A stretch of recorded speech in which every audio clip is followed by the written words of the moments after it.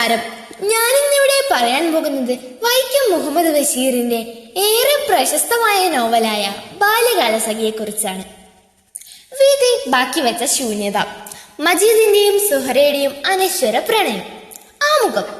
അവതാരികയുടെ ചട്ടക്കൂടുകൾ മാറ്റി നിർത്തിയാൽ വെറും 76 പേജുകൾ മാത്രമുള്ള ഒരു നീണ്ട ചെറുകഥയെന്ന് ഈ നോവലിനെ വിശേഷിപ്പിക്കാം. ഒറ്റയിരുപ്പിൽ വായിച്ചു തീർക്കാവുന്ന, എന്നാൽ വായനക്കാരന്റെ ഉള്ളിൽ ഒരായുസിന്റെ നൊമ്പരം ബാക്കി വയ്ക്കുന്ന മലയാളത്തിന്റെ ഈ പ്രിയ നോവലിന്റെ കഥ ബഷീറിയൻ ശൈലി പോലെ തന്നെ വളച്ചുകെട്ടില്ലാതെ ലളിതമായി ഇവിടെ പങ്കുവയ്ക്കാൻ ശ്രമിക്കുന്നു. മാമ്പഴ മധുരമുള്ള ബാല്യവും ഇമ്മിണി ബല്യവും. കഥാനായകനായ മജീദും നായിക സുഹറയും കണ്ടുമുട്ടുമ്പോൾ അവർക്ക് യഥാക്രമം 9ഉം 7ഉം വയസ്സായിരുന്നു പ്രായം. ബാല്യം തൊട്ടേ അവർ ഉറ്റ സുഹൃത്തുക്കളായിരുന്നെങ്കിലും ആ സൗഹൃദത്തിന് മുൻപ് അവർ ബദ്ധ ശത്രുക്കളായിരുന്നു എന്നതാണ് രസകരമായ വസ്തുത. അവരെ ആദ്യം വൈരികളാക്കിയതും പിന്നീട് ജീവനിട്ട ശ്വാസമായി അടുപ്പിച്ചതും സുഹറയുടെ വീട്ടുപറമ്പിലെ തൈമാവിൽ നിന്നും അടർന്നു വീണ മധുരമൂറുന്ന മാമ്പഴങ്ങളായിരുന്നു. നാട്ടിലെ വലിയ പണക്കാരിൽ ഒരാളുടെ മകനായിരുന്നു മജീദ്.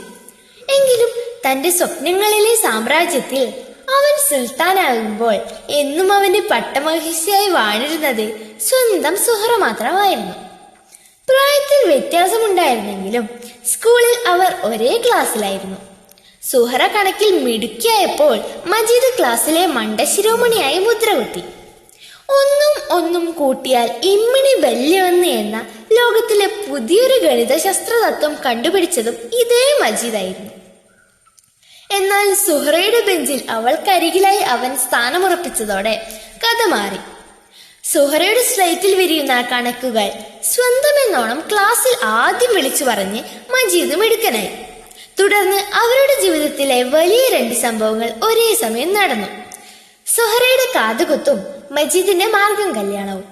ഉണങ്ങിയ പാള മുറിക്കുന്നത് പോലെയുള്ള ഒരു അനുഭൂതിയായിട്ടാണ് മജീദ് അതിനെ തോന്നിയത്. പണക്കാരനായതുകൊണ്ട് മജീദിന്റെ ചടങ്ങുകൾ ആർഭാടപൂർണമായപ്പോൾ സുഹറയുടേത് അടുത്തുള്ള ആളുകൾ മാത്രം പങ്കെടുത്ത ഒരു ചെറിയ ചടങ്ങായി ഒതുക്കി. കൗമാരത്തിന്റെ പ്രണയദിനവും വിരഹത്തിന്റെ തുടക്കവും. ആ വർഷം അവർ 2 പേരും പരീക്ഷയിൽ ജയിച്ചുവെങ്കിലും സുഹറയുടെ പാപ്പയുടെ അകാല മരണം അവളുടെ ഉപരിപഠന സ്വപ്നങ്ങളും തല്ലിക്കെടുത്തി. പട്ടണത്തിലെ സ്കൂളിൽ ചേർന്ന മജീദ് സുഹറയെ കൂട്ടി അവിടെ ചേർക്കാൻ സ്വന്തം ബാപ്പയോട് അപേക്ഷിച്ചെങ്കിലും ആ സ്വേച്ഛാധിപതി അത് നിഷ്കരുണം നിരാകരിച്ചു. കാലചക്രം മെല്ലെ തിരിഞ്ഞു. മാറും തലയും വളർന്ന് സുഹറ ഒരു യുവതിയായി മാറി. മജീദ് പൊടിമീഷ്ടക്കാരനായ യുവാവും. ഒരിക്കൽ കാലിൽ വിഷക്കല്ല് കൊണ്ട് കിടപ്പിലായ മജീദിനെ ശുശ്രൂഷിക്കാൻ സുഹറയും എത്തി. ആ പ്രണയസാന്ദ്രമായ നിമിഷങ്ങളാണ് അവർ തങ്ങളുടെ ആദ്യ ചുംബനത്തിന്റെ പവിത്രമായ രുചി നുണഞ്ഞു. അവരിരുവർക്കും ഇടയിൽ പ്രണയം പൂത്തുലഞ്ഞു നിൽക്കുകയായിരുന്നു. എന്നാൽ സ്വന്തം ബാപ്പയുമായുണ്ടായ കടുത്തൊരു ഉരസലിൽ വൃണഹൃദയനായ മജീദ് ഒടുവിൽ തന്റെ പ്രാണനായ സുഹറയോട് പോലും ഒരു യാത്രാമൊഴി പോലും പറയാതെ അവൻ വീടും നാടും വിട്ട് ആ തെരുവുകളിലേക്ക് ഇറങ്ങിത്തിരിച്ചു. വിധി ബാക്കി വച്ച ശൂന്യത. തന്റെ പുരനിറഞ്ഞു നിൽക്കുന്ന സഹോദരിമാരെ കെട്ടിച്ചയച്ച് അതിനുശേഷം സുഹറയെ സ്വന്തമാക്കാൻ പണമുണ്ടാക്കുക എന്ന ലക്ഷ്യത്തോടെ അവൻ വീണ്ടും നാടുവിട്ടു. കുറേ അലച്ചിലുകൾക്കൊടുവിൽ ഒരു സൈക്കിളിൽ തുണിത്തരങ്ങൾ വെച്ചു വലിക്കുന്ന ചെറിയൊരു ജോലി അവനെ തേടിയെത്തി. കരിഞ്ഞുണങ്ങിയ അവന്റെ ജീവിതത്തിലേക്ക് പ്രതീക്ഷകളുടെ പച്ചപ്പ് വീണ്ടും തളിരിട്ടു തുടങ്ങുകയായിരുന്നു. പക്ഷേ വിധി ഒരു സൈക്കിൾ അപകടത്തിന്റെ രൂപത്തിൽ വന്ന് അവന്റെ സ്വപ്നങ്ങളുടെ മേൽ കരിനിഴൽ വീഴ്ത്തി. ബോധം തിരിച്ചു കിട്ടുമ്പോൾ മജീദിന് നഷ്ടപ്പെട്ടത് ശരീരത്തിലെ ഒരു ഭാഗം മാത്രമല്ല, ജീവിതത്തിന്റെ പകുതി ആത്മവിശ്വാസം കൂടിയായിരുന്നു. മുറിഞ്ഞുപോയ കാലും കമ്പനി നൽകിയ തുച്ഛമായ നഷ്ടപരിഹാരവുമായി അവൻ വീണ്ടും തെരുവിലേക്ക് എറിയപ്പെട്ടു. എങ്കിലും തന്റെ ഈ ദയനീയാവസ്ഥ വീട്ടുകാരെയോ സുഹറയോ അറിയിച്ച് അവരുടെ കണ്ണീർ കാണാൻ ആ വലിയ മനസ്സ് ആഗ്രഹിച്ചിട്ടില്ല. ദുരന്തങ്ങളുടെ കയത്തിൽ നിന്നും വീണ്ടും അവൻ പിച്ചവയ്ക്കാൻ ശ്രമിച്ചു. ഒടുവിൽ ഒരു ഹോട്ടലിലെ എച്ചിൽ പാത്രങ്ങൾ കഴുകുന്ന ദാസനായി. ഒടുവിൽ വിധിയുടെ ഏറ്റവും ക്രൂരമായ അശ്നീപാതം പോലെ ആ കത്ത് അവനെ തേടിയെത്തി. അവന്റെ ലോകമായിരുന്ന സുഹറ ഈ ലോകത്തോട് വിട പറഞ്ഞിരിക്കുന്നു. തലസായ്ക്കാൻ കിടപ്പാടമില്ലാതെ കുടുംബം ജപ്തിയുടെ നിഴലിലാണ്. വാർത്തയറിഞ്ഞ ആ നിമിഷം മജീദിന് ചുറ്റും പ്രപഞ്ചം നിശ്ചലമായിട്ടുണ്ടാവണം. ശൂന്യതയുടെ ആഴക്കടലിൽ അവൻ മുങ്ങിത്താണിട്ടുണ്ടാവണം. പക്ഷേ തകരാൻ പോലും അവന് അവകാശമില്ലായിരുന്നു. അതുകൊണ്ടായിരിക്കാം ഒരൊറ്റത്തുള്ളി കണ്ണീർ പോലും പുറത്തുവിടാതെ മരവിച്ച മനസ്സോടെ അവൻ വീണ്ടും ആ എച്ചിൽ പാത്രങ്ങൾ കഴുകി ശ്രദ്ധയോടെ അടുക്കി തുടങ്ങി. മജീദിന്റെ ഓർമ്മകളിലൊന്നും പവിത്രമായിരുന്ന സുഹറയുടെ ജീവിതം അവസാന നാളുകളിൽ കടുത്ത പരീക്ഷണങ്ങളിലൂടെയാണ് കടന്നുപോയത്.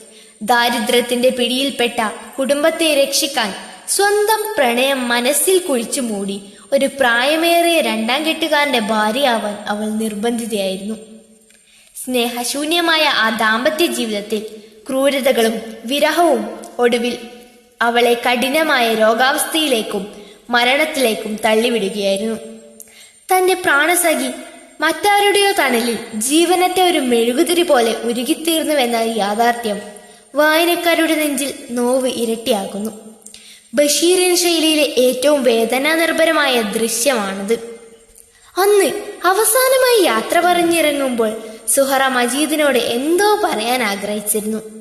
ഉള്ളിൽ വിങ്ങിപ്പൊട്ടിയ പ്രണയത്തിന്റെയോ അതോ വരാനിരിക്കുന്ന വിരഹത്തിന്റെയോ പ്രവാചക ശബ്ദമായി ഇന്നോ അത്. എന്തു തന്നെയായാലും ഒരു ബസിന്റെ ഹോൺ മുഴക്കം ആ വാക്കുകളെ അന്തരീക്ഷത്തിൽ ലയിപ്പിച്ചു കളഞ്ഞു. സുഹറ എന്തായിരിക്കുമെന്ന് പറയാൻ ബാക്കി വെച്ചത്. ഉപസംഹാരം. നോവൽ ഇവിടെ അവസാനിക്കുകയാണ്. അല്ല, വായനക്കാരന്റെ മനസ്സിൽ നൊമ്പരത്തിന്റെ ഒരു പുതിയ തീരമൊരുക്കി ആ പ്രണയകഥ അനശ്വരമാകുകയാണ്. കഥ അവസാനിച്ചാലും മജീദിന്റെ ആ എച്ചിൽ പാത്രങ്ങളുടെ ശബ്ദവും സുഹറയുടെ പറയാതെ പോയ ആ അവസാന വാക്കുകളും മലയാളിയുടെ നെഞ്ചിൽ ഒരു വിങ്ങലായി എന്നും അവശേഷിക്കും. വിധി തോൽപ്പിച്ചു കളഞ്ഞ രണ്ട് ആത്മാക്കളുടെ കഥയിലൂടെ ബഷീർ നമ്മോട് പറയുന്നത് പ്രണയത്തിന്റെ തീവ്രത മാത്രമല്ല, ജീവിതത്തിന്റെ പരുക്കൻ യാഥാർത്ഥ്യങ്ങൾ കൂടിയാണ്. നന്ദി.